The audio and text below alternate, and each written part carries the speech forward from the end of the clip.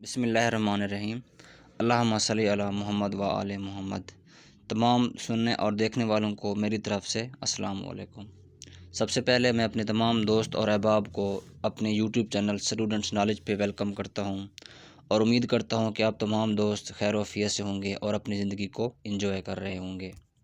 तो dear friends, अब इस वीडियो में हम डिस्कस करेंगे एजुकेटर के हवाले से, जो कि पंजाब में 25,000 एजुकेटर की सीट्स आने वाली हैं। तो उस हवाले से कुछ सवालात जो आप तमाम के माइंड में हैं, तो उन सब को हम वन बाय वन डिस्कस करेंगे और आई होप कि आप मेरे साथ जुड़े रहेंगे और वीडियो के एंड तक आपके तमाम सवालात के जवाब आपको मिल जाएंगे। अब उसमें से कुछ सवालात, जैसे कि अब ये आपके माइंड में होगा कि भाई अब एजुकेटर के जॉब्स के लिए कौन एलिजिबल है या कौन एलिजिबल नहीं है। उसके बाद इसके लिए बीएड ज़रूरी है या नहीं है। उसके बाद एकेडमिक मार्क्स कितने हैं और टेस्ट के मार्क्स कितने हैं। उसके बाद मैट्रिक के मार्क्स कितने काउंट होंगे, एफएससी के कितने होंगे, बीएससी के कितने होंगे, एमएससी के कितने होंगे। उसके बाद टेस्टिंग के पीपीएससी के थ्रू होगा या किसी और एजेंसी के थ्रू होगा। तो इन तमाम सवालों के जवाबात आपको इंशाल्लाह इस वीडियो में मैं दूँगा। तो इंशाल्लाह हम तमाम सवालात को वन बाय वन डिस्कस करेंगे। तो चलिए शुरू करते हैं। और हाँ, शुरू करने से पहले अगर आपको मेरी वीडियो अच्छी लगे तो काइंडली मेरे चैनल को सब्सक्राइब करें और अपने तमाम दोस्तों से शेयर करें। तो डियर फ्रेंड्स, जो टोटल सीट्स अनाउंस होने वाली हैं अब वो हैं 25,000 पूरे पंजाब में।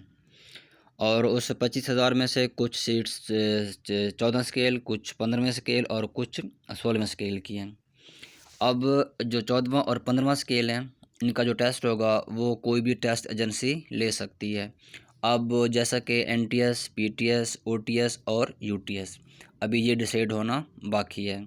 अब ये तकरीबन कंफर्म हो जाएगा आपको सेकंड वीक ऑफ फेब में, मीन के फरवरी के दूसरे हफ्ते में, क्योंकि अब उनको डेडलाइन है 8 तारीख तक। 8 तारीख तक वो तमाम जो टेस्ट एजेंसीज़ हैं ना, वो अपनी एप्लीकेशन सबमिट करा सकते हैं। तो उसके बाद फिर एजुकेशन डिपार्ट डिसाइड करेगा कि भाई टेस्ट कौन सी एजेंसी ले सकती है। तो बाकी जो 16वां स्केल है वो तो कन्फर्म है कि उसका टेस्ट होगा थ्रू पीपीएससी के। तो अब चंद एक सवाल जो उनको हम डिस्कस करने वाले हैं। अब उसमें से नंबर 1 क्वेश्चन ये है कि भाई जो मार्क्स डिस्ट्रीब्यूशन है वो कैसे होगी। अब इसमें जो आपके मैट्रिक के नंबर काउंट होंगे वो होंगे 10। उसके बाद आपके एफएसी के जो मार्क्स काउंट होने हैं वो हैं 15। उसके बाद ग्रेजुएशन के हैं 15। उसके बाद मास्टर के हैं 25। मीन के कुल मिला के ये मार्क्स बनते हैं, टोटल जो मार्क्स एकेडमिक होंगे ना वो होंगे 65। अगर आपने बीएस 4 ईयर की हुई है तो आपके पास बीएस 4 ईयर की डिग्री है तो उसके जो मार्क्स होंगे वो हैं 40। मीन के अब फिर ये कैलकुलेट कैसे करते हैं उनको हमने डिस्कस करना है वन बाय वन करके। अब उसके बाद अगर आपके पास बीएड या एमएड की डिग्री है तो उसको आपको एक्स्ट्रा मार्क्स मिलेंगे 5। अगर आपके पास डिग्री नहीं है तो फिर भी आप उसमें अप्लाई कर सकते हैं, लेकिन फ़र्क क्या होगा? फ़र्क ये होगा कि जिसके पास डिग्री होगी उसको 5 एक्स्ट्रा मार्क्स मिलेंगे। उसके बाद जो टेस्ट होगा उसके जो टोटल मार्क्स काउंट होने हैं वो हैं जस्ट 15 मार्क्स। अब उसमें से भी जो पासिंग मार्क्स हैं वो हैं 50। अब लेट्स सपोज अगर 100 एमसीक्यूज़ हैं तो 100 तो उसमें से जिसके 50 एमसीक्यूज़ होंगे वो सिर्फ पास होगा। तो बस फिर उस हवाले से जिसके 50 होंगे, 60 होंगे, 70 होंगे, फिर उस हिसाब से उसको फिर मार्क्स दिए जाएंगे। उसके बाद जो इंटरव्यू के मार्क्स होंगे वो हैं 10। उसके बाद अगर आप अपने तहसील में अप्लाई करेंगे और आपके तहसील में कोई और आके अप्लाई करेगा तो उसमें आपको एडवांटेज होगा कि आपको 5 नंबर एक्स्ट्रा मिलेंगे। तो टोटल मिला के जो एकेडमिक मार्क्स हैं वो हो जाते हैं 65। तो टोटल मार्क्स हो जाते हैं 100। अब 65 एकेडमिक हैं, उसके बाद 5 मार्क्स ये बीएड एमएड के तो 70। उसके बाद टेस्ट के 15 तो ये हो जाते हैं 85। उसके बाद इंटरव्यू के 10 तो 95 और 5 मार्क्स होते हैं तहसील के, टोटल हो जाते हैं 100। तो इस तरीके से उन्होंने ये डिस्ट्रीब्यूशन की हुई है। अब उसके बाद है सवाल ये है कि भाई how to calculate academic marks. अब सब कंफ्यूज होते हैं कि भाई मेरे सपोज़ करें 70% हैं, 80% हैं, 60% हैं, 65 हैं, 75 हैं, तो अभी मैं अपने मार्क्स कैसे कैलकुलेट करूं। तो उसका फार्मूला गिवन है कि जो आपके टोटल मार्क्स हैं, ठीक है। तो अब इसमें आप कैलकुलेट कैसे करेंगे, जो आपके अपटेंड मार्क्स हैं। लेट्स सपोज अगर आपके हैं भाई मैट्रिक में 800 नंबर हैं, तो आप उसको डिवाइड करेंगे जो आपके टोटल मार्क्स होंगे। लेट्स सपोज जैसे कि 1050, तो आप क्या करेंगे, 800 को आप 1050 पे डिवाइड करेंगे, ठीक है। अब जो आंसर आएगा उसको आपने फिर मल्टीप्लाई करना है 10 के साथ, ठीक है। अब 10 के साथ क्यों करेंगे, क्योंकि जो 10 के मैट्रिक के मार्क्स काउंट होने हैं वो 10 काउंट होने हैं। तो आप मार्क्स अपटेंड उसको डिवाइड करेंगे टोटल मार्क्स से और उसको आप मल्टीप्लाई कर देंगे 10 के साथ, तो जो नंबर आएंगे तो वो आपके मैट्रिक के नंबर काउंट होंगे। अब फॉर एग्ज़ाम्पल अगर आपके मार्क्स 800 हैं ओवर 1050, तो आप उसको डिवाइड करेंगे तो जवाब आएगा 0.76, ठीक है। तो आपने इसको फिर मल्टीप्लाई करना है 10 के साथ, तो जवाब क्या आ जाएगा 7.6। तो इट्स मीन्स अगर आपके मैट्रिक में 800 नंबर हैं तो आपको 10 में से 7.6 नंबर मिलेंगे, ठीक है। इसी तरीके से अगर आप एफएसी के हैं या एफए के नंबर काउंट करना चाहते हैं तो उसमें भी आप बिल्कुल ऐसे करेंगे कि अपटेंड मार्क्स, उसके बाद उसको डिवाइड करोगे टोटल मार्क के साथ और फिर उसको आप मल्टीप्लाई कर दोगे 15 के साथ। उसके बाद अगर आप ग्रेजुएशन है तो वहाँ भी आप ऐसे करेंगे, अपटेंड मार्क्स, उसके बाद टोटल मार्क्स, उसके बाद उसको आप मल्टीप्लाई करेंगे 15 के साथ। उसके बाद अगर मास्टर है तो वहाँ पे आप क्या करेंगे, फिर वहाँ पे भी मार्क्स अपटेंड, उसके बाद टोटल मार्क्स, उसको आपने डिवाइड करना मल्टीप्लाई करना है 25 के साथ, ठीक है। अब ये तो उनके लिए है कि जिनके पास 16 ईयर और 14 ईयर की डिग्री है।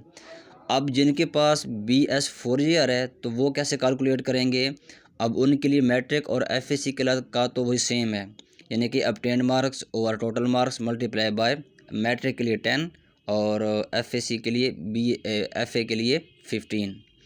उसके बाद अगर आपके पास 4 ईयर डिग्री है तो वहाँ पे आप अपटेंड मार्क्स टोटल मार्क्स डिवाइड करेंगे और जो जवाब आएगा आप उसको मल्टीप्लाई करोगे 40 के साथ। तो यूँ आप अपने मैट्रिक, एफएसी, बीएससी, एमएससी या BS 4 ईयर के मार्क्स काउंट कर सकते हैं। अब उसके बाद फिर कुछ लोग यूँ कंफ्यूज होते हैं कि भाई मेरे तो 65 में से 40 बनते हैं, किसी के 30 बनते हैं, किसी के 35, किसी के 40, किसी के 50। फिर वो कंफ्यूज होते हैं कि भाई अब मेरी सिलेक्शन होगी या नहीं होगी। तो उसको भी हम ज़रा डिस्कस कर लेते हैं, ठीक है। तो सिलेक्शन चांसेस कि अभी आपके चांसेस कितने % हैं। अब अगर आपके मार्क्स हैं 50 अबव, यानी कि 65 में से अगर आपके 50% 50 मार्क्स बनते हैं तो होप कि आपके 80% चांसेस हैं कि आपकी सिलेक्शन हो जाएगी। सिलेक्शन भी तब होगी अगर आप टेस्ट पास करेंगे। तो सिलेक्शन के लिए टेस्ट पास करना ज़रूरी है, मीन के 100 में से आपने 50 मार्क्स लेने हैं, 50 आपके MCQs ठीक होने चाहिए। उसके बाद आपके मार्क्स अगर अबव 40 हैं तो वहाँ पे आपके फिर चांसेस कम हो जाते हैं, वो फिर 60% हो जाते हैं। उसके बाद अगर आपके मार्क्स 30 अबव हैं तो फिर उसमें 50-50 चांस है कि आपकी सिलेक्शन हो भी सकती है, आपकी सिलेक्शन नहीं भी हो सकती। फिर वो डिपेंड करता है कि आपके इलाके में सीट्स कितनी हैं आपकी तहसील में और उसमें नंबर ऑफ़ एप्लीकेंट कितने हैं, ठीक है। मीन के वो डिपेंड करता है आपके इलाके के लिटरेसी रेट पे। अगर वहाँ पे पढ़े लिखे लोग ज़्यादा हैं तो उसका फिर मेरिट हाई बनेगा, अगर पढ़े लिखे लोग कम हैं तो उसका मेरिट कम बनेगा। अब उसके बाद जिसके नंबर 55 या उससे भी ज़्यादा हैं तो वो तो ख़ुद को सिलेक्ट ही समझें, उन्होंने सिर्फ टेस्ट पास करना है और इंशाल्लाह उनकी सिलेक्शन हो जाएगी। तो इस हवाले से आप ख़ुद को वो देख सकते हैं कि भी आपके चांसेस कितने हैं और कितने नहीं हैं। बाकी ये बातें सिर्फ जस्ट आप लोगों को समझाने के लिए हैं, ठीक है। उसके बाद बाकी तो अल्लाह की ज़ात बेहतर जानती है कि भाई कि किसकी सिलेक्शन होनी है, किसकी सिलेक्शन नहीं होनी। तो अब उसके बाद ये चीज़ डिस्कस कर लेते हैं जो टेस्ट पैटर्न होगा वो कैसा होगा। अब इसमें आप देख सकते हैं कि भी अब इसमें लिखा हुआ है कि भी अगर जो टेस्ट होगा ना, जैसे कि अब उर्दू का टेस्ट है और इस्लामियात और अरबिक, जो ये पोर्शन होंगे ना, तो देखें जो टेस्ट होगा ना उसमें तमाम पोर्शन होंगे। अब उसमें उर्दू के सवाल भी होंगे, उसमें इस्लामियात के भी होंगे उसमें मैथ के भी होंगे, कंप्यूटर के भी होंगे, करंट अफेयर, पाक affair, world affair, general science, etc सब कुछ होगा उसमें। तो फिर अब उस टेस्ट में जो उर्दू के क्वेश्चन होंगे, इस्लामियात के होंगे और अरबिक के होंगे, वो तो होंगे उर्दू में, ठीक है। और जो बाकी जितने भी क्वेश्चन होंगे वो सारे किस में होंगे, इंग्लिश में होंगे, ठीक है। अब इसमें आप खुद भी पढ़ सकते हैं अभी कि इसमें जो 14 और 15वां स्केल है ना, वो किसी भी टेस्ट एजेंसी के थ्रू टेस्ट ले सकते हैं। बाकी जो 16वां स्केल है तो उसके लिए फिर वो टेस्ट कंडक्ट करेगा पीपीएससी, ठीक है। तो अब इसमें आप देख सकते हैं कि for the post of ESE arts, ठीक है। तो अब इसमें जो 90 मार्क्स के एमसीक्यूज़ होंगे ना, अब उसमें इस्लामियात के 10 नंबर हैं, उसके बाद सोशल स्टडी के भी 10 नंबर हैं, उसके बाद उर्दू के 30 हैं और इंग्लिश के भी 30 हैं, ठीक है। अब ये तैयारी कहाँ से करेंगे, आप खुद देख लें कि लिखा हुआ है अप टू एलिमेंट्री लेवल, ठीक है। अब ये बात हो रही है 14वें स्केल की। मीन्स कि अगर आप 14वें स्केल के टेस्ट की तैयारी करना चाहते हैं तो आप उसमें क्या करें, ये क्लास 3 से लेकर क्लास 8 तक आप क्या करें, उसमें आप इस्लामियात, उसमें सोशल स्टडी, उसमें आप उर्दू और इंग्लिश कर लें, तो उसमें से आपका टेस्ट हो जाएगा। अब उसमें उसके बाद जो बेसिक कंप्यूटर और जो साइंस है उसमें से आपके आएंगे 10 मार्क्स के क्वेश्चन आएंगे। उसके बाद जनरल नॉलेज और करंट अफेयर के भी 10 क्वेश्चन होंगे, ठीक है। अगर आप अप्लाई करना चाहते हैं ईएसई साइंस के लिए, तो उसमें जो आपके साइंस प्लस मैथ, ठीक है, मीन की जर्नल साइंस, ये क्लास 3 टू क्लास 8 की बात हो रही है। अब उसमें साइंस और मैथ में से आपके आएंगे 60 मार्क्स और उसके बाद इस्लामियात और सोशल साइंस में से आएंगे 10 मार्क्स। उसके बाद इंग्लिश के भी 10 होंगे और ये भी आप करेंगे अप टू एलिमेंट्री लेवल तक, ठीक है। फिर वही बात बेसिक कंप्यूटर साइंस के होंगे 10 नंबर और करंट अफेयर और जनरल नॉलेज के होंगे 10 नंबर, ठीक है।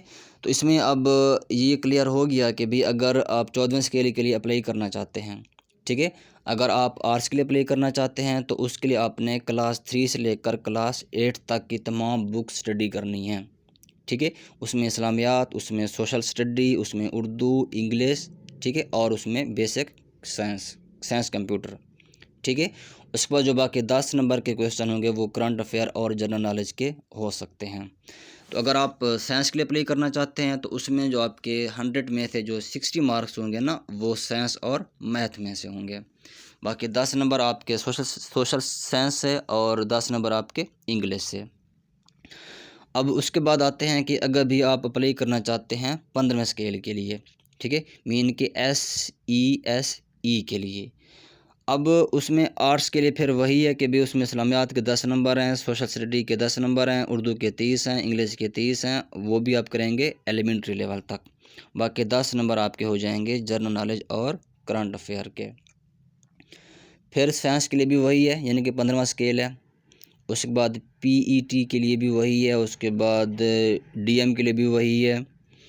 अब उसके बाद आते हैं भाई SESE की तरफ, मीन के जो आपका होता है 16वां स्केल। अब अगर आप अरेबिक के हैं, ठीक है, अगर आप अरेबिक के लिए अप्लाई करना चाहते हैं तो उसमें इस्लामियात, सोशल साइंस के 10 नंबर हैं, उर्दू के 15 नंबर हैं, इंग्लिश के भी 15 नंबर हैं, ये आप करेंगे एलिमेंट्री लेवल तक। उसके बाद अरेबिक एट मास्टर लेवल, ठीक है। तो मास्टर लेवल तक के जो क्वेश्चन होंगे वो होंगे 20 और सेकेंडरी स्कूल लेवल तक होंगे वो भी 20 होंगे और करंट अफेयर के आपके 10 नंबर होंगे। तो अगर आप कंप्यूटर साइंस का भी आप इसमें देख लें और उसके बाद आते हैं भी SSE, ठीक है। अब SSE का मतलब है भी, सॉरी, वो 15वां स्केल था, 16वें स्केल की बात अब हो रही है। अब देखें, अगर आप 14 और 15वें स्केल की तैयारी करना चाहते हैं ना, तो उसमें फिर आपने 8 तक तैयारी करनी है, ठीक है। अब मीन्स के क्लास 3 से लेकर क्लास 8 तक जितनी भी बुक्स हैं, साइंस वाले साइंस की बुक्स तैयार करेंगे और आर्ट्स वाले आर्ट्स की बुक्स तैयार करेंगे। अच्छा जी, अगर आप 16वें के लिए अप्लाई करना चाहते हैं, अगर उसकी तैयारी करना चाहते हैं तो उसके लिए भी सिलेबस गिवन है अब उसमें आर्ट्स का तो सेम सिलेबस है, मीन के 15वां 16वां और 14वां स्केल। तो जो आर्ट्स वाले हैं वो सेम तैयारी कर सकते हैं। मीन के क्लास 3 से लेकर मैट्रिक तक की तमाम जो आर्ट्स की बुक्स हैं उनको तैयार करके वो टेस्ट में अच्छे मार्क्स ले सकते हैं। उसके बाद जो साइंस वाले होंगे, अब उसमें ज़रा फ़र्क ये है कि अब उसके जो क्वेश्चन होंगे ना, अब फिर उनका जो टेस्ट पैटर्न होगा वो मैट्रिक तक होगा।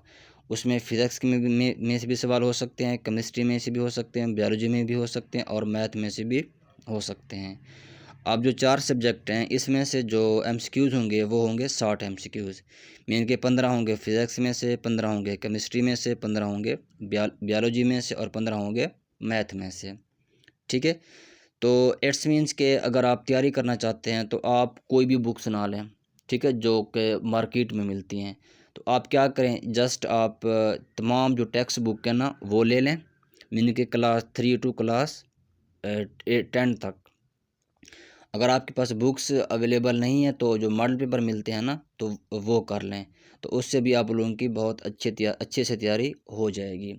अब अगर आप ख़ुद को तैयार करना चाहते हैं, अगर आप जॉब लेना चाहते हैं तो उसके लिए आपने तैयारी आज से शुरू करनी होगी। ठीक है, तो ये इंतज़ार ना करें भी सीट आएंगी तो हम तब तैयारी करेंगे। अब सीट बहुत ही कम है और एप्लीकेंट बहुत ज़्यादा हैं, तो कंपटीशन बहुत ज़्यादा है इसमें। तो अगर आप अपनी सीट पक्की करना चाहते हैं तो अभी से आप तैयारी शुरू कर दें।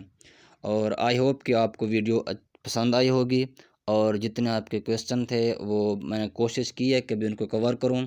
अगर फिर भी आपके माइंड में कोई और सवाल हैं तो आप मुझे कमेंट सेक्शन में वो सवाल पूछ सकते हैं। बाकी अल्लाह पाक सबका हामी हो, नासिर हो। अल्लाह हाफिज़।